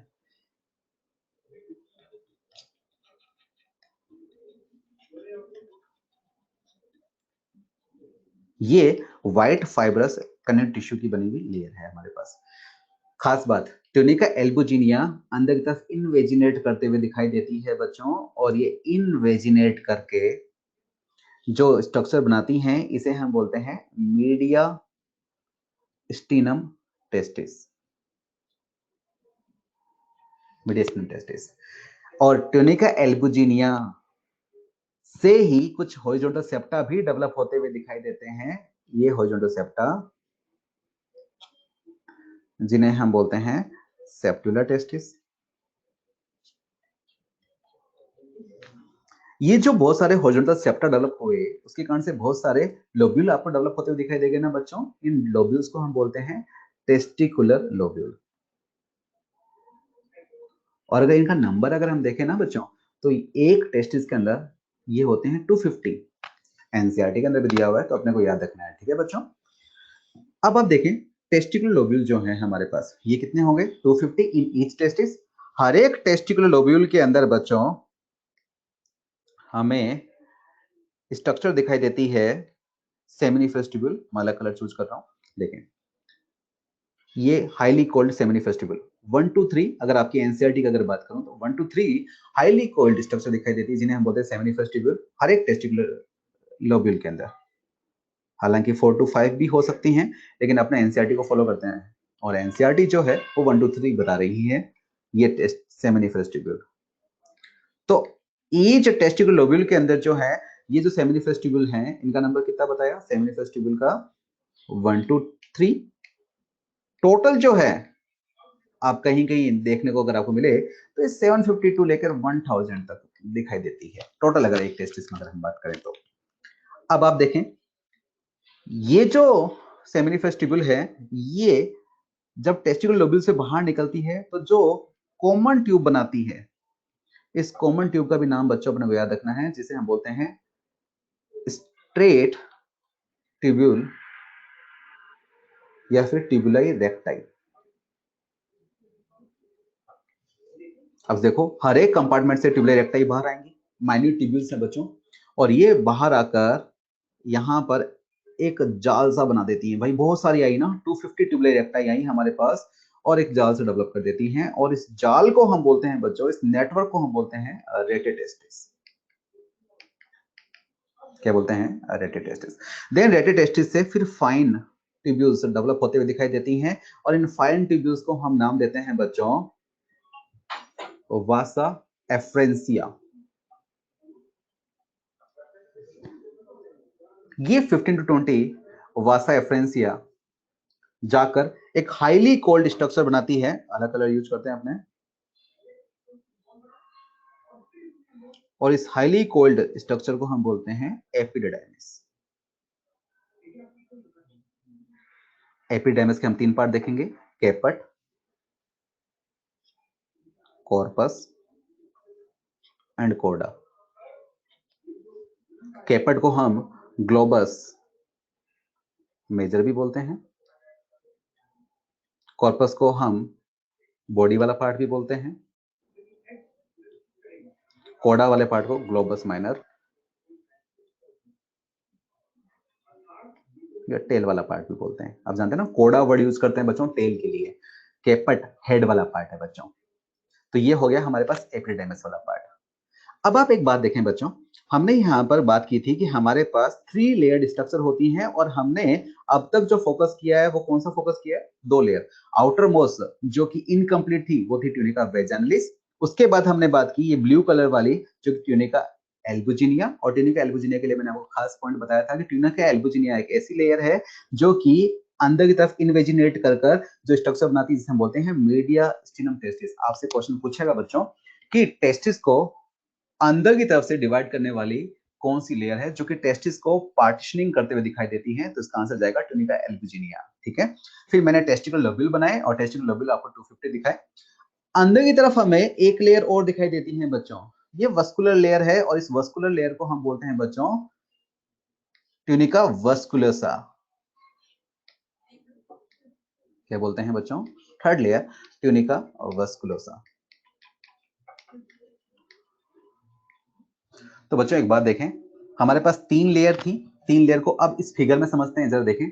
सबसे पहले जो मैंने बताई थी, मैंने बात की थी कि हमारे पास ट्यूनिका वेजाइनलिस, और ट्यूनिका वेजाइनलिस जो थी वो 2 पार्ट में थी, parietal and visceral tunica vaginalis, जिसमें बीच में थी कैविटी, और कैविटी में जो फ्लूइड अगर एक्यूमुलेट होना शुरू हो जाए तो उस फ्लूइड के एक्यूमुलेट होने के कारण जो कंडीशन बनती है उसे हम बोलते हैं हाइड्रोसिल कंडीशन। इसके बाद जो टेस्टिस को कंप्लीटली कवर करती है, एक तो इनकम्प्लीट कवर की बात की थी, कंप्लीटली जो कवर करती है वो है ट्यूनिका एल्बुजिनिया, जो कि है व्हाइट फाइब्रस कनेक्टिव टिश्यू की बनी हुई। आपसे पूछेगा कि टेस्टिस को अंदर की तरफ डिवाइड करने वाली लेयर कौन सी है, तो उसका भी आंसर क्या जाएगा, ट्यूनिका एल्बुजिनिया। फिर उसने कुछ हॉरिजॉन्टल सेप्टा डेवलप करवाए और उसके कारण से बहुत सारे टेस्टिकल लोब्यूल बने, उनका नंबर भी याद रखना है 250 testicle lobule. And inner most जो लेयर है वो है हमारे पास ट्यूनिका वेस्कुलोसा, जो कि हमारे पास एक वस्कुलर लेयर है। ये देखें आप, अगर इस फिगर में अगर आइडेंटिफाई करना चाहते हो, रेड वाली जो लेयर आपको दिखाई दे रही है वो है हमारे पास ट्यूनिका वेस्कुलोसा। इसके बाद देखें बच्चों, टेस्टिकुलर लोब्यूल यहां पर आपको मेंशन है, और हर एक टेस्टिकुलर लोब्यूल के अंदर इन्होंने क्या दिखा रखा है, ये हाईली कोल्ड सेमिनिफरस ट्यूब्यूल दिखा रखी है। इंक कलर चेंज करते हैं, देखो ये हाईली कोल्ड सेमिनिफरस ट्यूब्यूल यहां पर इन्होंने मेंशन कर रखी है। 1 to 3 सेमिनिफरस ट्यूब्यूल जो है वो बाहर निकलकर जो कॉमन ट्यूब बनाती है उसे हम बोलते हैं बच्चों स्टेट ट्यूब्यूल। क्या बोलते हैं बच्चों, स्टेट ट्यूब्यूल। ये और स्टेट ट्यूब्यूल, जिसका एक नाम हमने ट्यूबुलर रेक्टाई भी दी था, वो ट्यूबुलर रेक्टाई फिर नेटवर्क बनाती है, उस नेटवर्क को हमने बोला रेटेटेस्टिस, और रेटेटेस्टिस से देन फर्दर 15-20 जो ट्यूब बाहर निकलती है उसे हम क्या बोलते हैं, वासा एफरेंसिया। वासा एफरेंसिया ऐसी पहली स्ट्रक्चर है जो कि टेस्टिस के प्रोडक्ट को टेस्टिस से बाहर लेके जाएगी बच्चों। हम जानते हैं टेस्टिस के प्रोडक्ट यानी कि स्पर्म, और स्पर्म बनते हैं सेमिनिफरस ट्यूब्यूल के अंदर, और सेमिनिफरस ट्यूब्यूल से फिर वो ट्यूबुलर रेक्टाई, और रेक्टाई से फिर रेटेटेस्टिस, एंड रेटेटेस्टिस से फिर वो वासा एफरेंसिया के थ्रू बाहर पहुंचाए जाते हैं। और जो स्ट्रक्चर है वो है हमारे पास एपिडेर्मिस। एपिडेर्मिस का आप देख रहे हैं, ये जो है हाईली कोइल्ड पार्ट आपको दिखाई दे रहा है, जाल जो है वो बहुत ज्यादा है, गुच्छा बहुत ज्यादा है, ग्लोबस मेजर पार्ट बोलते हैं इसे। ये है कैपट एपिडेर्मिस, या फिर इसे बोलते हैं ग्लोबस मेजर भी। देन फिर इसका बॉडी वाला पार्ट, बॉडी ऑफ एपिडेर्मिस, जिसे हम कॉर्पस एपिडेर्मिस भी बोलते हैं, एंड देन फिर लास्ट में टेल ऑफ एपिडेर्मिस, जिसे हम कोडा एपिडेर्मिस भी बोलते हैं। अब एपिडेर्मिस के बच्चों 3 फंक्शन होते हैं, वो हमें याद रखने हैं। एक तो फंक्शन है इसका फंक्शनल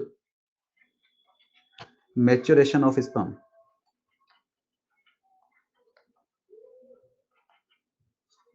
दूसरा डीकैपेसिटेशन, एंड तीसरा टेम्पररी स्टोरेज ऑफ स्पर्म,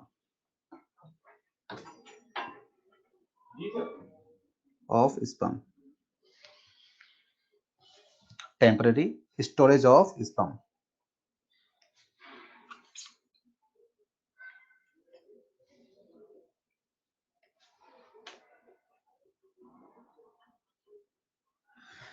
बच्चों क्वेश्चन पूछता है बच्चों कि एपिडेर्मिस के 3 फंक्शन क्या हैं, या फिर ऐसे पूछेगा कि फंक्शनल मैच्योरेशन ऑफ स्पर्म कहां होता है, या फिर डीकैपेसिटेशन प्रोसेस कहां होता है, या फिर टेम्पररी स्टोरेज कहां होता है स्पर्म का। मैं ये सारा हैंडआउट जो है वो आपको दे दूंगा, ठीक है। अब देखें फंक्शनल मैच्योरेशन का मतलब क्या है, समझे बच्चों, है ना।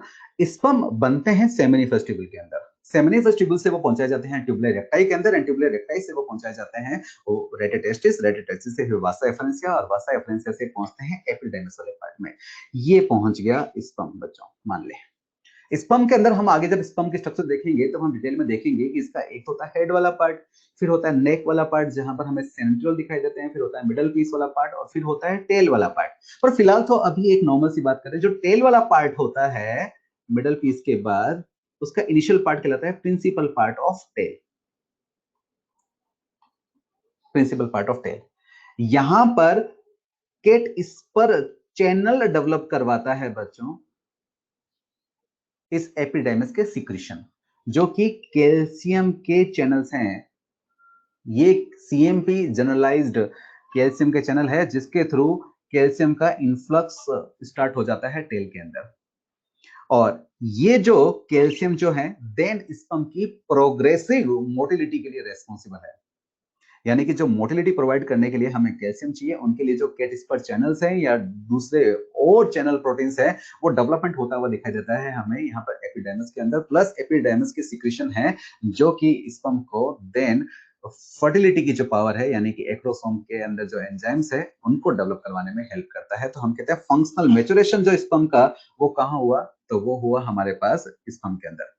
दूसरा, डीकैपेसिटेशन प्रोसेस क्या होता है बच्चों? यहाँ पर एपिडर्मिस के सिक्रीशन से कुछ इनहिबिटरी प्रोटीन्स का इन चैनल्स पर डिपोजिशन करवा दिया जाता है ताकि वो अपनी एनर्जी को कंजर्व कर सके। यानी कि आप कह सकते हैं कि सर एक बार तो इन्होंने केट-स्पर चैनल डेवलप करवाया जो कि स्पर्म को मोटिलिटी दे सके, और दूसरी बार आपने क्या किया कि आपने यहाँ पर इनहिबिटरी प्रोटीन का डिपोजिशन करवा दिया। तो हमें एनर्जी भी कंजर्व करवानी है ना। साथ ही साथ बच्चों हम देखते हैं कि एपिडर्मिस वाले पार्ट से कोलेस्ट्रॉल का भी सिक्रीशन होता है जो कि इस स्पर्म को चारों तरफ एक कोटिंग सी बना लेता है। तो कहीं ना कहीं हमारे पास एनर्जी कंजर्व करवाने के लिए भी यहाँ पर काम किए गए, हम बोलते हैं डीकैपेसिटेशन प्रोसेस हुआ है। और हम देखते हैं कि स्पर्म इस एक लंबी स्ट्रक्चर, आप जानते हैं बच्चों एपिडर्मिस जो है वो हाईली कोल्ड स्ट्रक्चर है, जबकि इसकी लेंथ अगर हम देखें तो 6 मीटर के अराउंड लेंथ होती है। तो यहाँ पर हमें जो स्पर्म जो है एक टेम्पररी रुकता हुआ दिखाई देता है, और इस कंडीशन को बोलते हैं टेम्पररी स्टोरेज ऑफ स्पर्म। तो डीकैपेसिटेशन प्रोसेस यहाँ होता है, टेम्पररी स्टोरेज ऑफ स्पर्म यहाँ होता है, डिफरेंट डिफरेंट चैनल्स डेवलप होते हैं, वो भी यहाँ पर किए जाते हैं। यहाँ पर उसको मोटिलिटी की पावर दी जाती है, यहाँ पर उसको फर्टिलिटी की पावर दी जाती है, हम बोलते हैं functional maturation of sperm. And then epidermis का जो लास्ट टेल वाला पार्ट है ना बच्चों, कोडा एपिडर्मिस, ये देन कंटिन्यू होता हुआ दिखाई देता है बच्चों वास्ट डिफरेंस के अंदर। और फिर वास्ट डिफरेंस जो है वो स्पर्मेटिक कोर्ड से रन करते हुए हमारी एब्डोमिनल कैविटी में एंटर करती है। बच्चों आज अपनों ने अभी ये इतना पार्ट देखा, कल अपने क्या करेंगे, इस इंटरनल स्ट्रक्चर ऑफ टेस्टिस को एक बार फिर से लेंगे बच्चों, एंड देन फिर कंटिन्यू करेंगे हमारे वास्ट डिफरेंस टॉपिक के अंदर कि वास्ट डिफरेंस आगे गई तो कहां गई और उसका आगे जाकर क्या पार्ट बना। तो यानी कि मेल की अब हम सेकेंडरी सेक्सुअल स्ट्रक्चर की तरफ प्रोसीड करना शुरू करेंगे बच्चों। मैं अब क्या करता हूं, आपका जो ये हैंडआउट जो है ये आपके अपलोड करता हूं, और साथ ही साथ जो है योगेश यादव सर ने केमिस्ट्री जो आपको पढ़ाई थी उसका भी हैंडआउट जो है वो भी यहाँ पर ही मैं आपको, आप अभी क्लास से जो है बच्चों आउट नहीं होना है, तो मैं आपको वो भी जो है अटैच कर देता हूँ।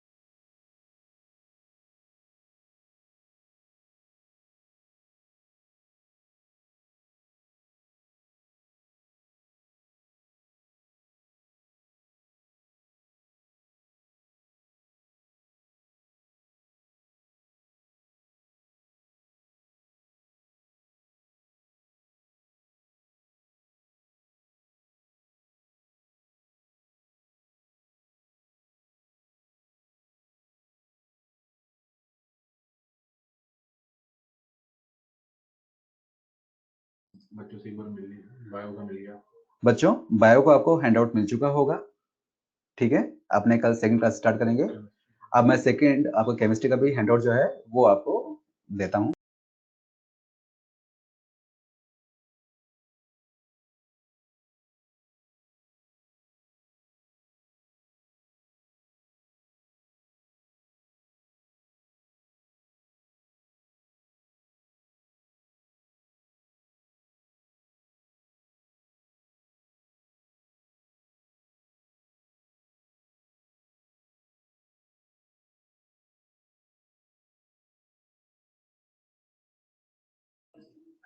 केमिस्ट्री का एंड बायोलॉजी का जो अभी का हैंडआउट आपको मिल चुका है बच्चों, कंफर्म करवा दीजिए।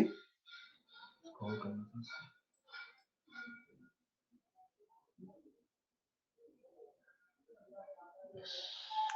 चलिए, थैंक यू बच्चों, कल अपने क्लास में मिलेंगे एनाटॉमी का नेक्स्ट पार्ट। ये बोरिंग सा पार्ट है लेकिन इसे जल्दी से फिनिश करेंगे बच्चों अपने, ठीक है।